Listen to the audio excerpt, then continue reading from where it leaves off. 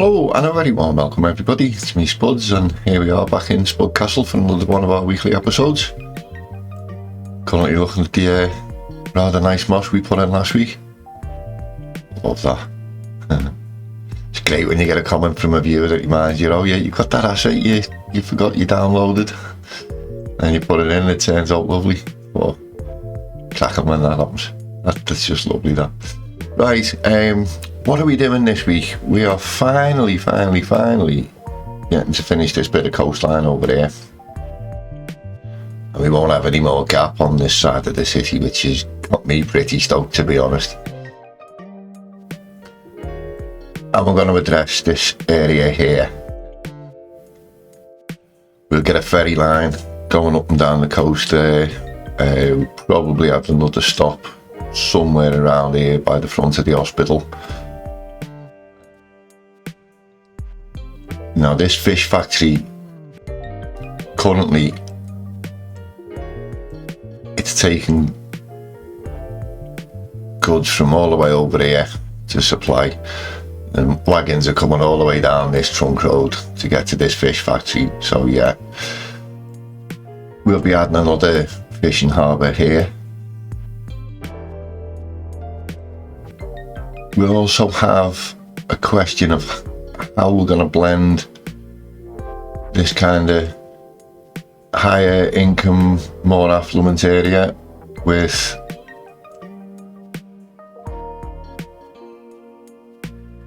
kind of slightly lower income and industrial over here. Not quite sure how we're going to do that as yet. And I do want this area to be mostly residential on this side. So, not too sure on that yet. But the main thing I want to do is I want to rearrange this a little bit. Fill it out a bit and keep the high street going along here a bit. And also beef up this Asda. We'll use some POs just to add an extra section here, as it were. Right, with that, I shall jump in and I shall see you in 5 minutes after the time lapse.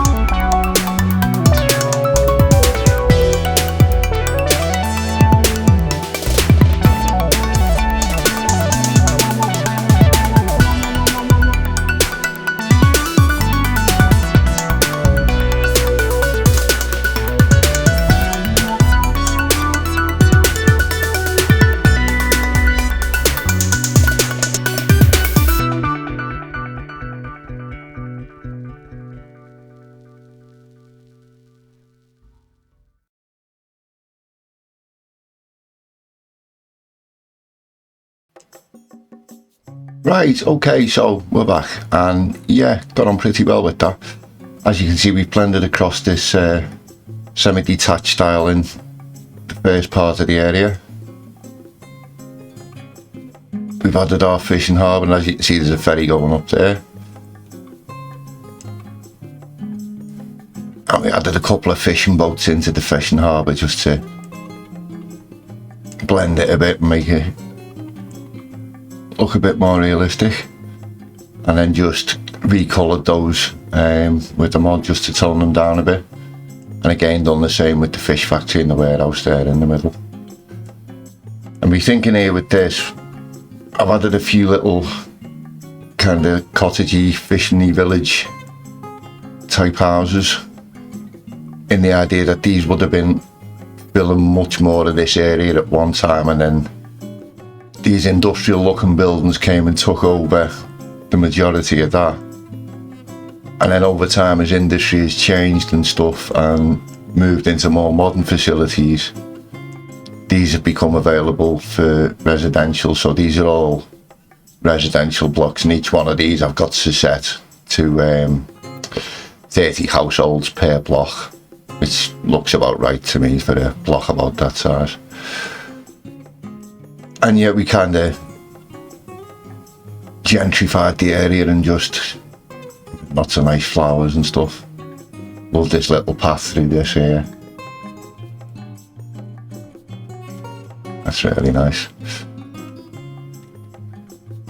And because they're those industrial kind of cotton mill looking type buildings, they blend kind of nicely with the industrial and kind of lower income areas we've got going over there, so I'm quite happy with how that turned out.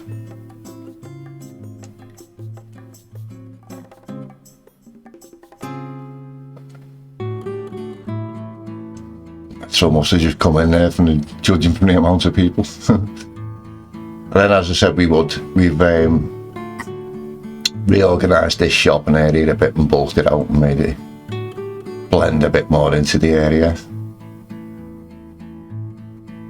And we bulked out the Asda, and we used POs, just put a spare Asda down and then PO'd it and just used a corner of it and stacked that on top of itself kind of thing. But we did rename this to Sakura Nation's Oxenholm Asda. I couldn't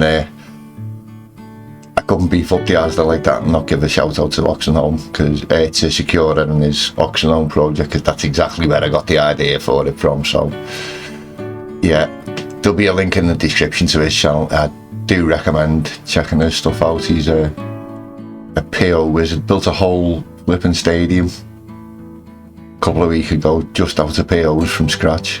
Pretty amazing. Big into his Japanese builds and his British builds, so yeah. And there's one that I'd like to make a shout out to, and they're way over there.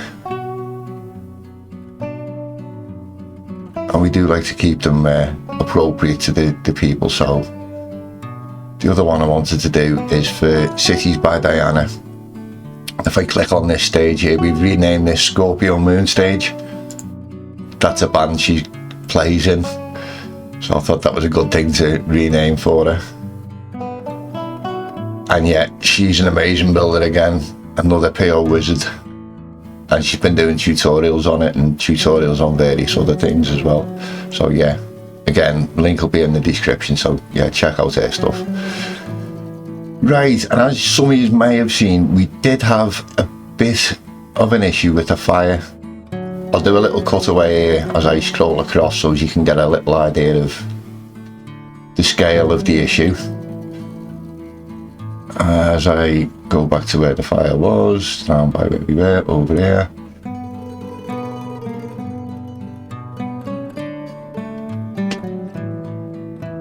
And as you can see, the area is completely back to normal now. You'd never know there'd been a fire. And the way to do that, you can do it in seconds. There's no need to reload the scum save or anything like that. Just a case of opening up, move it, going onto the marquee tool, make sure everything's selected, dragging it across everything that was on fire, coming into the menu and then reset objects, and it was as simple as that, literally as quick as that. No need to load the scum save or anything as drastic as that. Although I won't do it now because obviously they don't need to be reset now, but as you can see, you'd never know anything had happened. Right, it just leaves me to quickly remind you, if you enjoyed the video, to hit like, and if you're not subscribed, now will be a great time to do so. We get videos up once a week, and thank you for watching, everybody, and I will go and set some cineas up as always. I will include some first person shots and some day and night stuff as always. Maybe we'll get a couple of shots off the first person of the ferry, not a complete ride because it'd be too slow and stuff. Right, with that being said, enjoy the cinematics, and I shall see you all next week.